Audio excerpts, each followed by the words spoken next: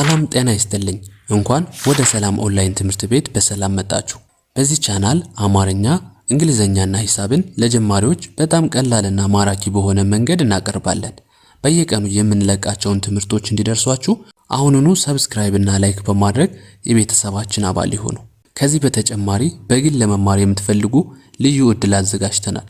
ባላችሁበት ሀገር ሆናችሁ የዕለት ተዕለት ስራችሁን ሳይሻማባችሁ በቀን 1 ሰዓት ብቻ በመመደብ ራስዎን ወይም ልጆችዎን ያስተምሩ።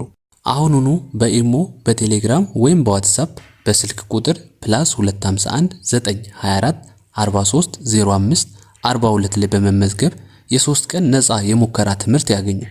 ፈጥነው ይመዝገቡ። ዕውቀት ለሁሉ። አብዛኞቻችሁ ልጆች አረፍተ ነገር ሲሆን በጣም ከባድ ይመስላችኋል። ነገር ግን አረፍተ ነገር ማለት የቃላቶች ስብስብ ነው። እያንዳንዳቸው ቃላቶችን ማንበብ ከቻላችሁ አረፍተ ነገሮችን ማገጣጠም ቀላል ነው ማለት ነው።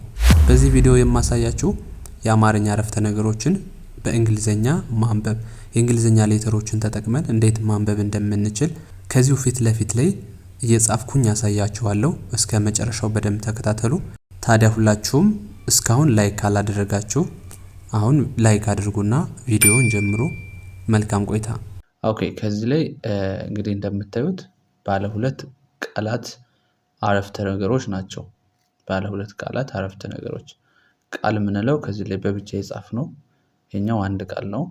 ይሄኛው ደግሞ አንድ ቃል ይባላል ማለት ነው። ስለዚህ በአንድ ላይ ስናነበው ይሄ የመጀመሪያው ነገ ይላል። ነገ። ይሄ እመጣለሁ። ምንድነው የሚለው? ነገ እመጣለሁ። ስለዚህ ይሄንን ደግሞ እንግሊዘኛ ሌተሮችን ተጠቅመን እንዴት ልንጽፈው እንችላለን? ነገ ብለን ስንጽፍ ኤን ኢ ገ ስንል ደግሞ ጂ ኢ። ይሄ ምን ይላል በአንድ ላይ? ነገ። ነገ። ከዛ ምን እንላለን? እመጣለሁ። መ ጣ ለ ሁ። አያችሁት? ስለዚህኛው ምን ይላል? እመጣለሁ። እመጣለሁ ብለን በዚህ መንገድ እንጽፋለን ማለት ነው። ስለዚህ ከዚህ ጋር በአማርኛ የጻፍነውን በእንግሊዘኛ ሌተሮችን ተጠቅመን ልክ እንደዚህ ጻፍነን ማለት ነው። ኦኬ፣ ወደ ሁለተኛው ስንሄድ ምንድነው የሚለው? ምሳ ምሳ በልቻለሁ። ምሳ በልቻለሁ ነው የሚለው ማለት ነው። ስለዚህ ምሳ ብለን ስንጽፍ ምሳ በልቻለሁ።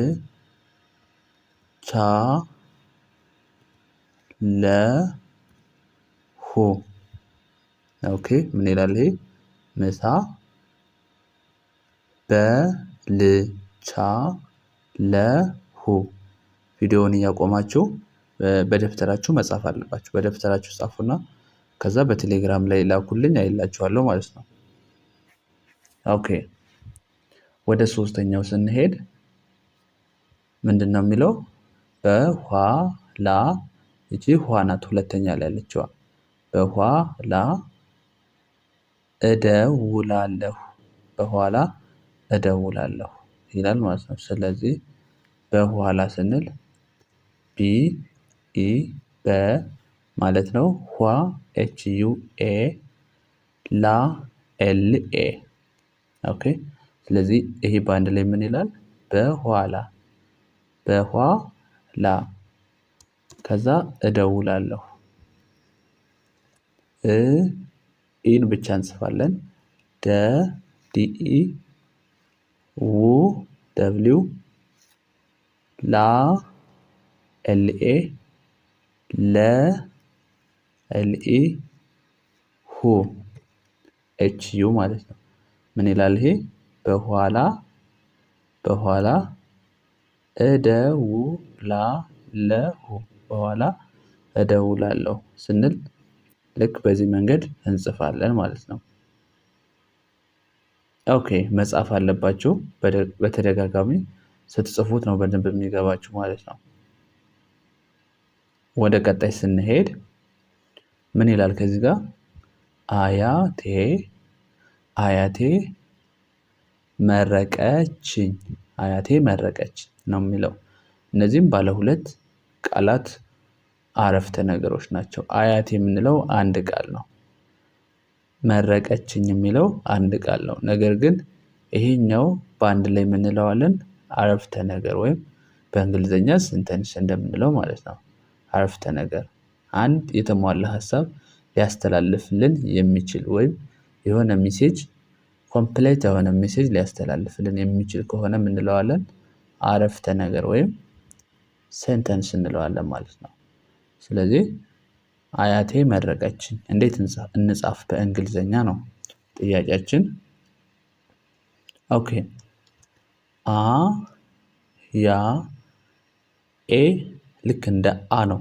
ያ ዋይ ኤ ቴ ቲ ኢ ቴ ቲ ኢ ከዛ መረቀችኝ ኤም ኢ አር ኢ መረቀ ኬ ኢ ች ሲኤች ኝ ስንል ጅና ኤን በአንድ ላይ ማለት ነው።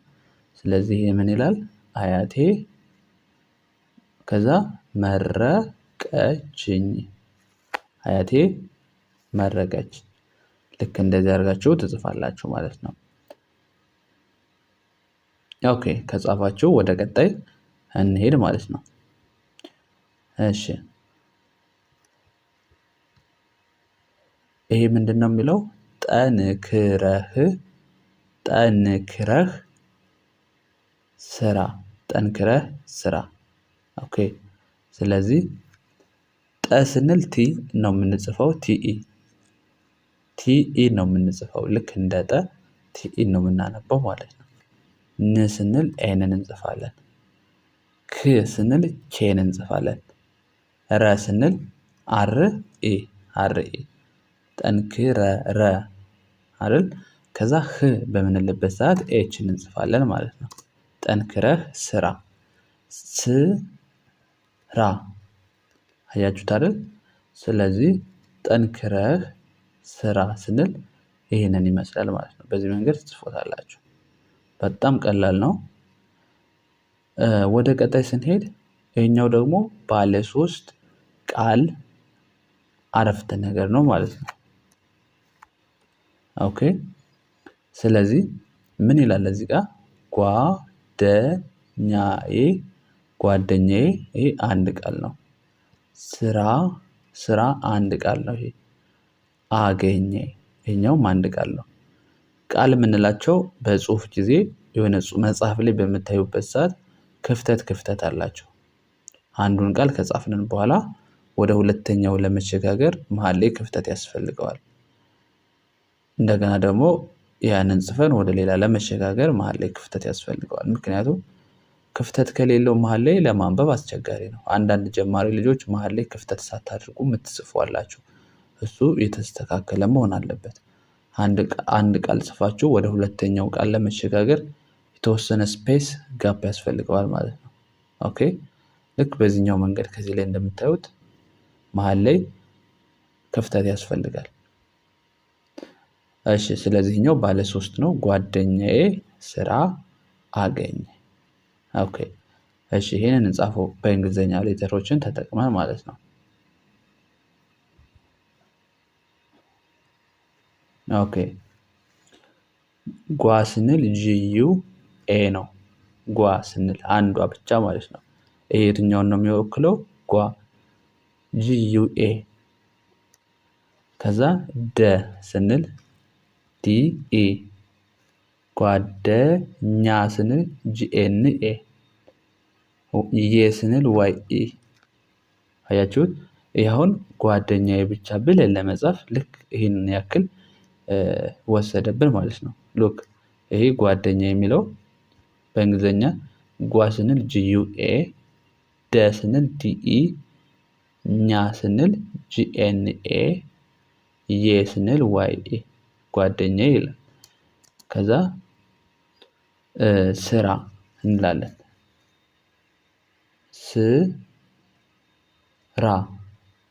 ስራ ይኸው ስራ አገኘ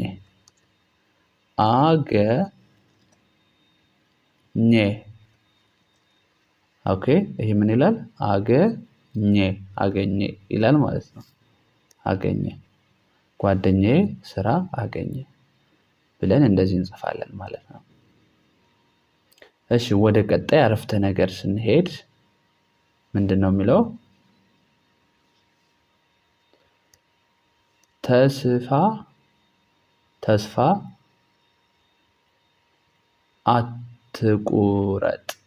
አትቁረጥ ይላል። ተስፋ አትቁረጥ። ስለዚህ ተስፋ ስንል TESFA ተስፋ ይላል። ይሄ እንደምታዩት ተስፋ ከዛ አትቁረጥ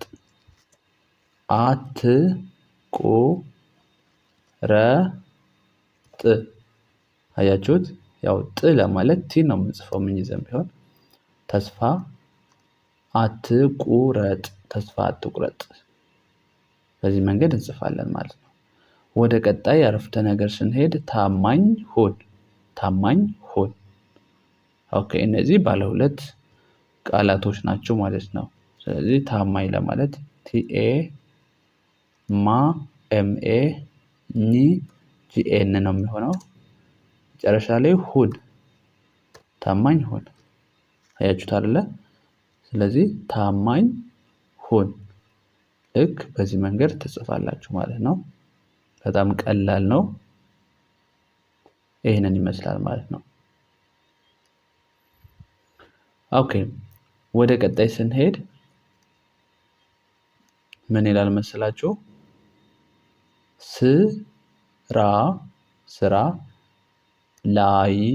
ስራ ላይ ነኝ።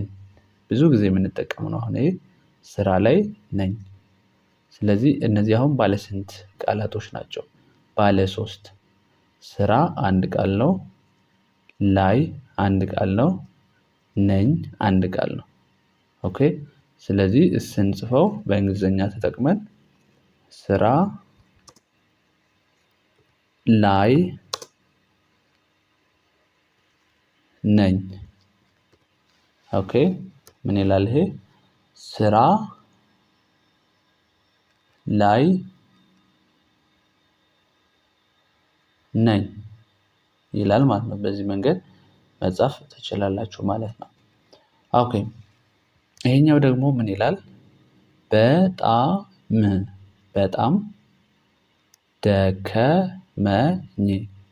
በጣም ደከመኝ። እሺ ስለዚህ በጣም ስንል ስንል ቢኢ ሆኖ በቢኢ ቲኤ ኦኬ ምን ይላል ይሄ? በጣም ደከመኝ።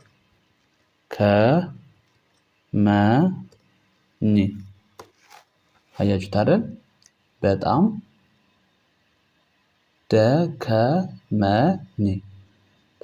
ደከመኝ። ልክ በዚህ መንገድ ተጽፋላችሁ ማለት ነው። ኦኬ እሺ ቤተሰቦች በመጨረሻም ደግሞ ከገባችሁ በኮሜንት ላይ ያስቀምጡልኝ። ምን ብላችሁ ትጽፋላችሁ?